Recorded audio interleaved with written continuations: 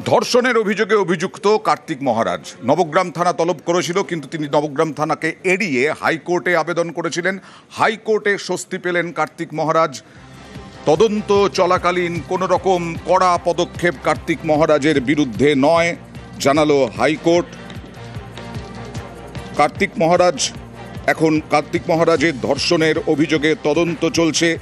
সেই তদন্ত চলাকালীন মৌখিক নির্দেশ বিচারপতি জয় সেনগুপ্তর মামলার নিষ্পত্তি না হওয়া পর্যন্ত পদক্ষেপ নয়। শুক্রবার ফের মামলার শুনানি।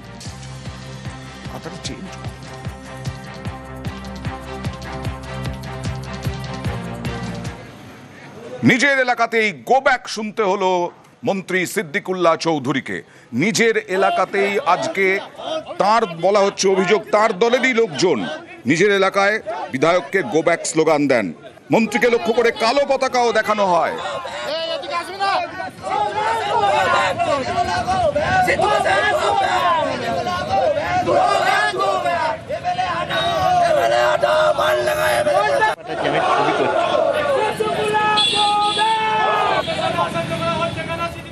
কেন এই বিক্ষোভ? মন্তেশ্বর পঞ্চায়েত প্রধান কি বলছেন শুনুন।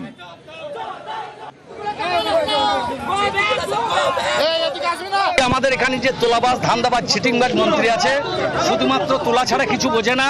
স্বাধীনতার পর প্রথম ক্যাবিনেট মন্ত্রী পেয়েছি, কিন্তু আমরা কি দেখলাম? সাধারণ মানুষের সব আশা থাকে না ডাল গম বাড়ির। কিছু মানুষের সার্টিফিকেটের প্রয়োজন হয়, যেমন ছাত্রছাত্রীদের মেডিকেলের, সেই সমস্ত সার্টিফিকেট থেকে এই এলাকার মানুষ বঞ্চিত হয়েছে। তাই এলাকার মানুষ আজ বিক্ষোভ দেখাইছে। আজকে পরিযায়ী শ্রমিকের মতো তিনি এসছেন, কিছু তোলাবাজকে নিয়ে, কিছু গুন্ডাকে নিয়ে। মন্তেশ্বরের সাধারণ মানুষ আজকে 4 বছর পর আজকে দালালি করতে এসছে। মন্তেশ্বরের মানুষ জবাব দিচ্ছে। আর এই যে বিক্ষোভ, কালো পতাকা, গো ব্যাক স্লোগান, তার জন্য দলেরই একাংশের বিরুদ্ধে অভিযোগ সিদ্দিকুল্লাহ। আমি বুঝতে পারছি না, এই সমস্ত ভাড়াটে মুখ, এরা দল করে না, এরা একেবারে গুন্ডা বাহিনী। এদেরকে ভাড়া করা হয়েছে। এদের সাথে মাওবাদীটা তো যুক্ত নেই। এরা শক্তি পেল কি করে? ওই চোখের উপরে নুন পড়েছে এখন। যারা এসেছে আমি এদের কোনোদিন দেখিনি, না এরা বুথ এজেন্ট, না বুথ কর্মী, না অঞ্চলের কর্মী। নেতারা লেলিয়ে দিয়েছে পয়সা দিয়ে। ওরা আমার নাম জানে ভালো করে। কারণ তোলাবাজি। মন্তেশ্বরের প্রধান বলছেন তার বিরুদ্ধে, যদিও পূর্ব বর্ধমানের তৃণমূল জেলা সভাপতির দাবি বিক্ষোভে দলের কেউ ছিলেন না। আমি তো যতদূর খবর নিলাম তাতে তৃণমূলের নেতৃস্থানীয় কেউ সেখানে ছিল না। সাধারণ মানুষ এই বিক্ষোভটা দেখিয়েছে। কেন এই জনরোষ সেটা জানতে পারিনি। আমরা খবর নিয়ে দেখছি যাতে সমস্যাগুলো না থাকে। সাধারণ মানুষের একটা দীর্ঘদিনের দাবি যে 4 বছর উনি এলাকায় ঢুকে কোনো পরিষেবা মানুষকে দেন না। সাধারণ মানুষ বলতেই পারে কাজ না হলে, এটা খবর নিয়ে দেখতে হবে। আর এখানেই থেমেছিল না, মন্তেশ্বরে মন্ত্রী সিদ্দিকুল্লাহর গাড়িও ভাঙা হলো। মালডাঙ্গায় সিদ্দিকুল্লাহ চৌধুরীর গাড়ি ভাঙচুরের অভিযোগ উঠল। ক্ষোভ উগড়ে দিয়েছেন মন্ত্রী সিদ্দিকুল্লাহ।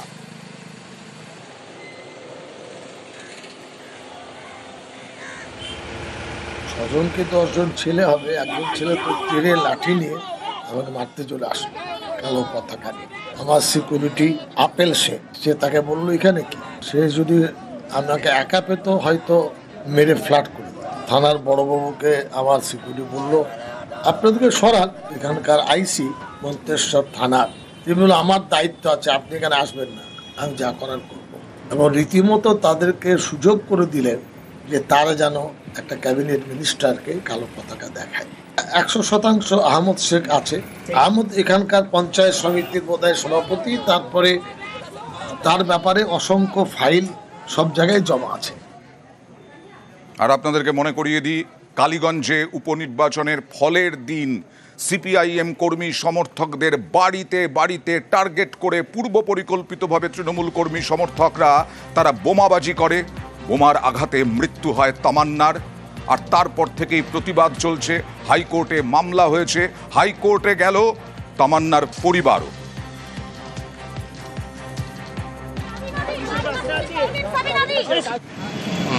আমি ন্যায় বিচার চাইতে এসেছি। আমার মেয়েকে যারা মেরেছে তাদের আমি শাস্তি চাইতেছি। আমি আশাবাদী, আশা নিয়ে এসেছি, আশা ভরসা নিয়ে এসেছি, ন্যায্য বিচার পাবো বলে এসেছি। বেআইনি অবৈধ কাজ আমরা তুলে ধরি, তেমনি ইছামতি নদীর পাড়ে একেবারে বেআইনি হোটেল তৈরি হয়েছে। অভিযোগ, যদিও হোটেল মালিকরা অভিযোগ মানতে নারাজ।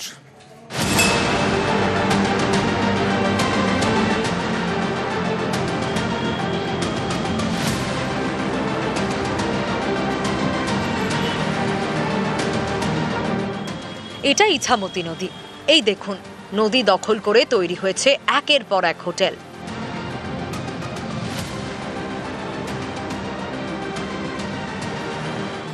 জোয়ারের জল আছড়ে পড়ে হোটেলের দেওয়ালে। উত্তর 24 পরগনার টাকি গা ঘেঁষে বয়ে গিয়েছে ইছামতি নদী, অনেক পর্যটকের পছন্দের ডেস্টিনেশন। এমন একটি জায়গায় নদী দখল করে তৈরি হয়েছে একের পর এক হোটেল। অভিযোগ, এই হোটেল তৈরির জন্য কোনো নিয়ম মানা হয়নি, নদী থেকে নির্দিষ্ট দূরত্ব রাখা হয়নি। এর বিরুদ্ধে সরব স্থানীয়রা। প্রশাসনের বিভিন্ন দপ্তরে অভিযোগও জানানো হয়েছে। তাদের আশঙ্কা, এভাবে নদীর পাড় ঘেঁষে হোটেল তৈরি হওয়ায় যখন তখন বিপদ হতে পারে। এ নিয়ে কলকাতা হাইকোর্টের দ্বারস্থ হয়েছেন এক আইনজীবী।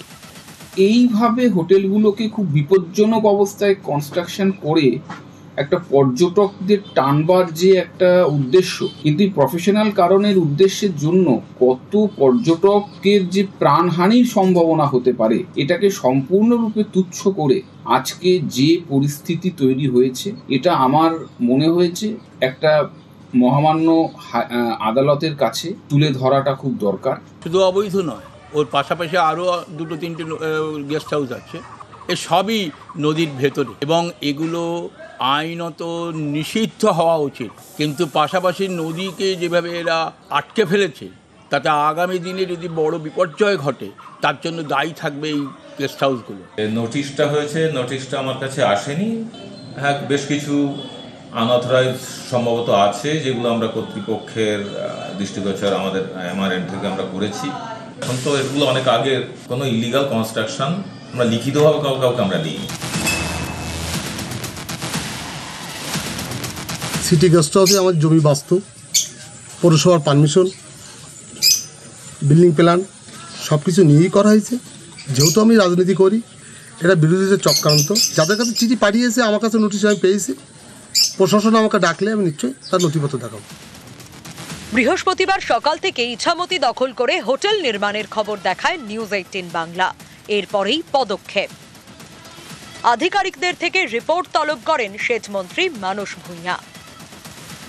টাকি থেকে অনুপম সাহা, নিউজ 18 বাংলা।